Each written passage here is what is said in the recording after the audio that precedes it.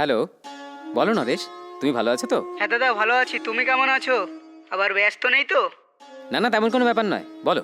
দাদা, হুম। আমি না একটা ভালো কোম্পানিতে জব পেয়েছি। হুম। কালই যেতে হবে। ও। তাই ভাবছি তোমাদের ওখান থেকে ঘুরে আসবো। ও তাই নাকি? ঠিক আছে ঠিক আছে, কাল তোমাকে পিক আপ করার জন্য আমি বাস স্ট্যান্ডে চলে আসবো। আচ্ছা। আর হ্যাঁ দাদা, আমি নেমে ফোন করব, নিতে চলে এসো, কেমন? খুব ভালো কথা। ঠিক আছে, এখন তুমি কোথায়?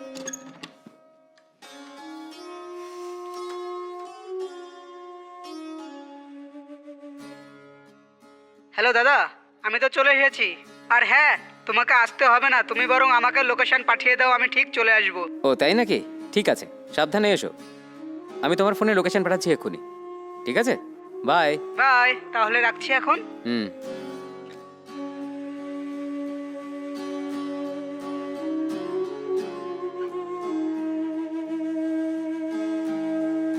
কি গো, কার ফোন ছিল?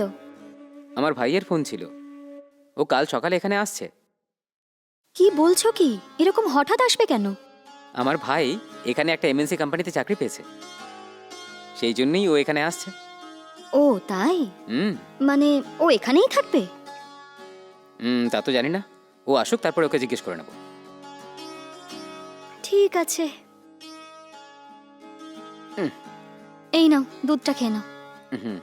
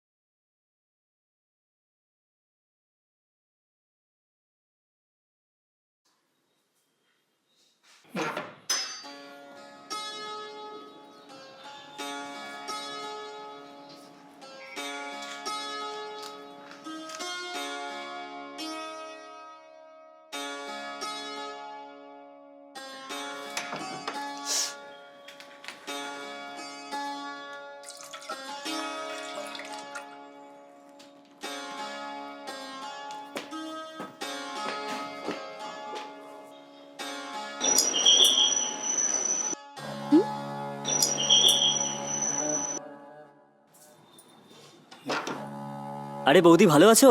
হ্যাঁ, আমি ঠিক আছি। তুমি কেমন আছো? হ্যাঁ, আমি ভালো আছি ঠিক বৌদি। আছে, ভেতরে এসো। হুম।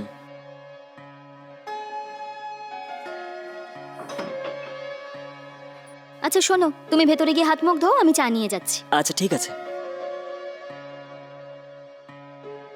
আ, আ, হুম। ওরে বাপরে।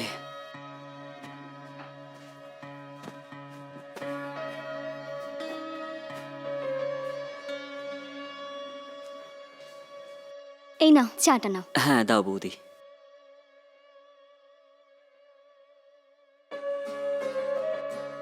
বৌদি, দাদা কোথায়? ও ভেতরে বেডরুমে ঘুমাচ্ছে, এক্ষুনি চলে আসবে। ও আচ্ছা, তাই নাকি? ঠিক আছে ঠিক আছে। হুম। বৌদি, চাটা তো খুব সুন্দর হয়েছে। সত্যি? Thank you.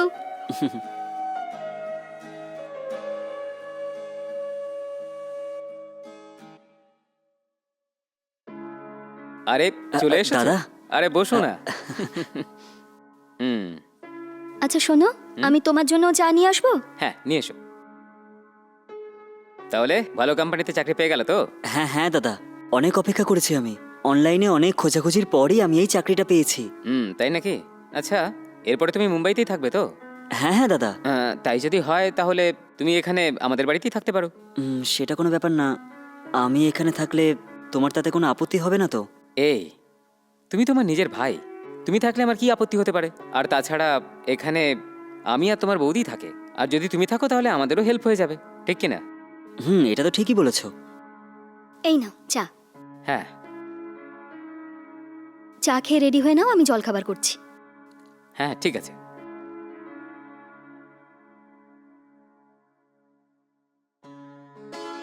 উম, আচ্ছা, আর তাহলে গ্রামে সব কেমন চলছে? কি বলবো দাদা, বলার মতো তো কিছুই নেই। তুমি তো ভালো চাকরি পেয়েছো, তুমি কি আমাদের একটা পার্টি দেবে না? দেখো, স্যালারি পেয়ে গেলে আমি তোমাকে পাক্কা ট্রিট দেবো। খুব ভালো, ওকে। আজ থেকে এই রুমটা তোমার। এই রুমটা তো খুব ভালো আর অনেক বড় দাদা। হুম। আর একটা কথা, এই রুমটা তো বেশ ইন্টেরিয়র ডিজাইন করা। মনে হচ্ছে এই বাড়ির ভাড়াটাও অনেক বেশিই হবে। কি করে দাও তুমি দাদা? দিতে হয়, আমার বড় বাড়ি দরকার ছিল, তাই আমরা এখানে এসে আছি। একটা কথা বলবো, এই বাড়িটা অন্য কারণ নয়, আমার এক বন্ধুর। আমার বন্ধু ফ্যামিলির সঙ্গে বিদেশে আছে, সেই জন্য কম ভাড়ায় ও আমাকে এই বাড়িটা দিয়েছে। তাই নাকি? তাহলে এই বাড়ি ভাড়া কত? ভাড়া তো খুবই কম, মাত্র 25,000 টাকা। এটা কি বললে? 25,000 টাকা নাকি? আমার জন্যই 25,000 টাকা দিয়েছে ও।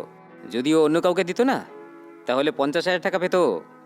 ও, এই ব্যাপার। হ্যাঁ ভাই। ঠিক আছে, তুমি কি স্নান টান করে এসো। হুম। হুম।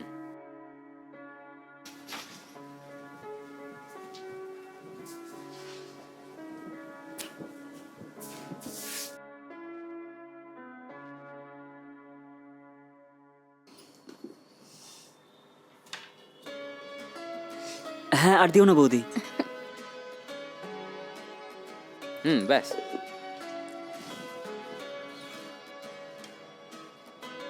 হ্যাঁ হ্যাঁ, ব্যাস ব্যাস।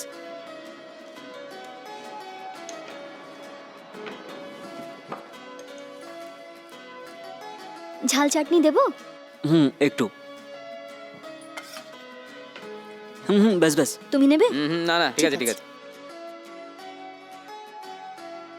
বৌদি, খাওয়াটা তো খুব ভালো হয়েছে। তাই নাকি? ভালো করে খাও।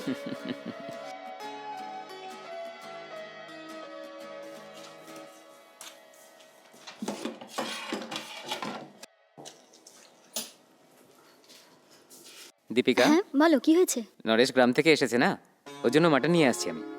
হ্যাঁ ঠিক আছে। হুম। দাদা, হুম। হ্যাঁ আমিও যাব। ঠিক আছে, চলো আমার সঙ্গে। হুম।